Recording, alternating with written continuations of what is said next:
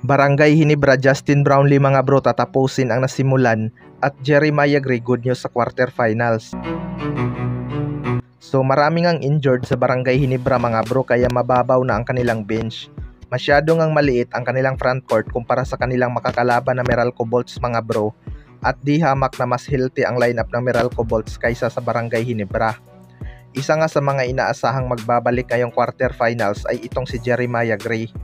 Ayon nga sa source ay healthy na daw itong si Jeremiah Gray at go signal na lang ng management ang hinihintay. Well, para sa akin mga bro, malaking addition talaga itong si Jeremiah Gray sa rotation ni Coach Tim Cone. Magkakaroon nga ng konting liwanag ang Barangay Hinebra dahil treat nga sa labas itong si Jeremiah Gray. Ang problema lang talaga sa kanya mga bro ay ang kanyang shooting. Bumaba nga ang kanyang accuracy dahil hindi na nga siya ganun ka-consistent beyond the arc.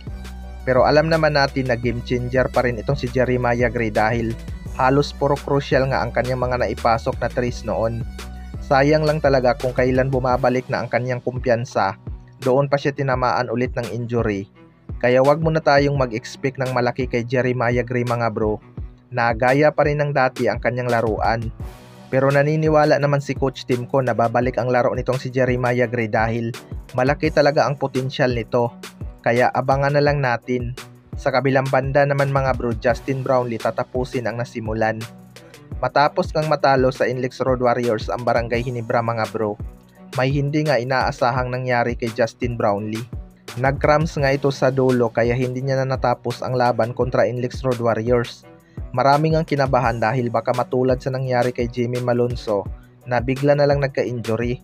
Mabuti na lang at nag-cramps lang mga bro kaya nagpapasalamat pa rin si Coach Tim Cone kahit natalo. May edad na rin kasi talaga itong si Justin Brownlee kaya dapat bigyan din siya ni Coach Tim Cone ng sapat na pahinga. Pero hindi rin naman natin masisisi si Coach Tim Cone dahil sanay na nga siya na lumalaro si Justin Brownlee ng 40 plus minutes per game. Bumigay lang talaga siguro ang binti ni Justin Brownlee dahil sa sobrang pagod. Alam naman natin first quarter pa lang pinipisikal na nga siya ni Enoch Valdez. Matapos nga nangyari yun mga bro, may mga naglabasan nga na rumors na posibleng papalitan ni Myles Powell si Justin Brownlee. Pero nilinaw naman ni Coach Tim Cone na hindi ito totoo dahil wala namang injury si Justin Brownlee. Katunayan, handa na nga daw itong si Justin Brownlee makalaban ang Meralco Bolts at si Allen Durham na kanyang rival. Kaya panigurado magiging magandang match-up talaga to. Kaya abangan na lang natin kung kakayanin ng Barangay Hinebra. Kayo mga bro, ano masasabi nyo tungkol dito?